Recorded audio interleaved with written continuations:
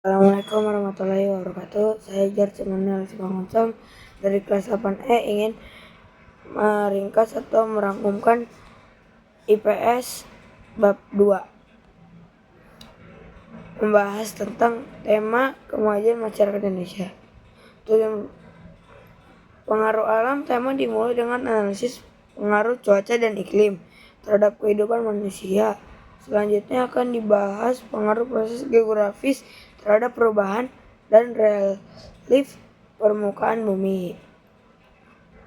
Aktivitas masyarakat itu ada bentuk muka bumi mempengaruhi keragaman aktivitas masyarakat, termasuk dari aktivitas ekonomi.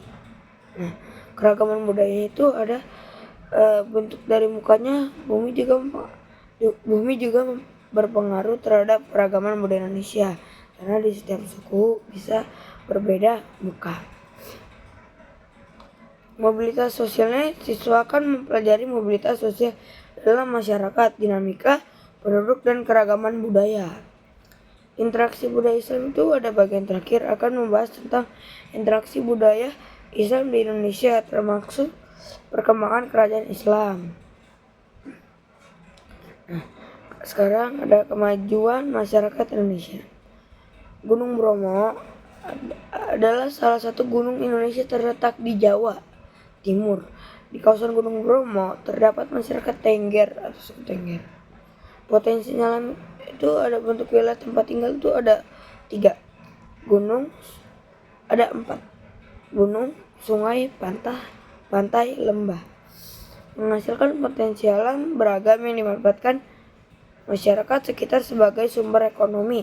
Keunikan wilayah, perbedaan mata pencarian sesuai keunikan wilayah. Setiap wilayah diduduki masyarakat dengan berbagai jenis dan usia yang dapat bertambah atau berkurangnya setiap harinya. Keragaman masyarakat di wilayah tersebut memiliki perbedaan yang menyebabkan keragaman dalam budaya, mata pencarian, dan agama.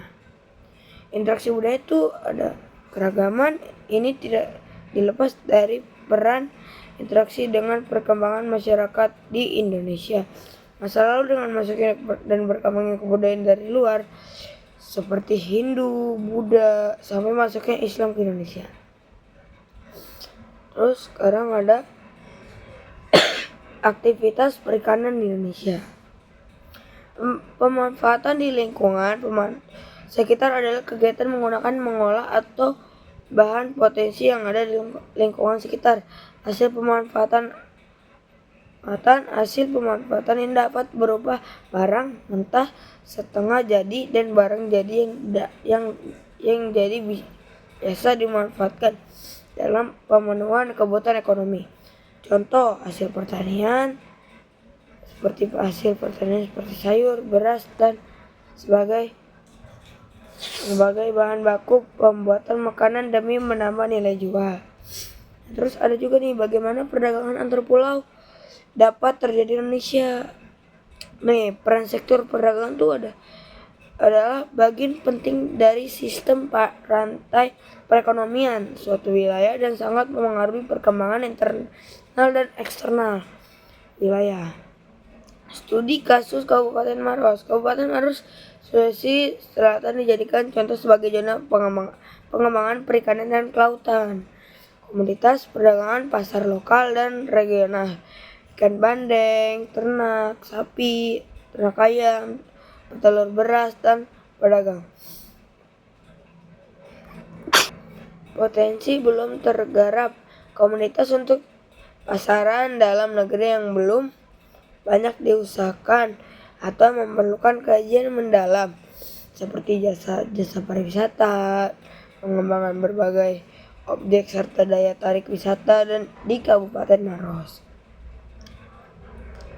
Nah, apa saja jenis piramida penduduk? Piramida penduduk muda ekspansif menggambarkan pertumbuhan penduduk yang cepat, angka kelahiran tinggi, dan angka kematian rendah. Contoh negara Indonesia, Malaysia, Filipina, dan India.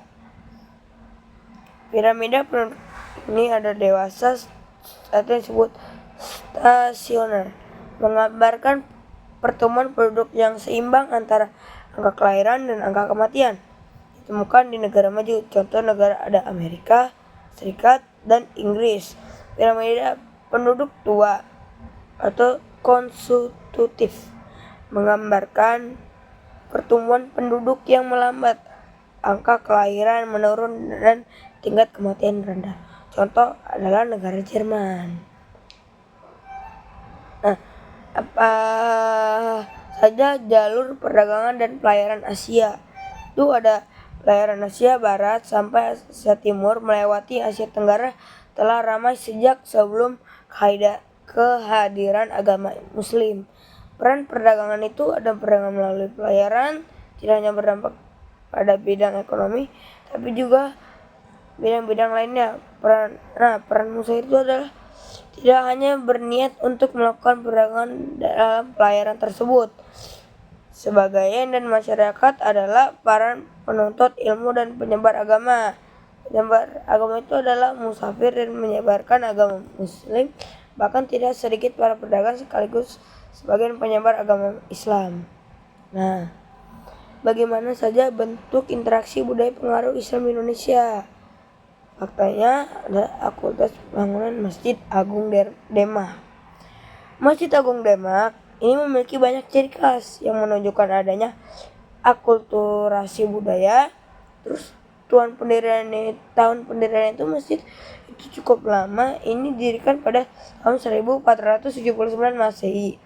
Hal ini dapat ketika menjembatkan candra skala yang berada di mihrab candra skala. Sirna hilang keratin bumi mewakili angka 1401 Saka. Ketika menginjak tahun selamanya merupakan masjid ditinggal ditambahkan 78. Bentuk bangunan masjid juga merupakan bentuk akulturasi.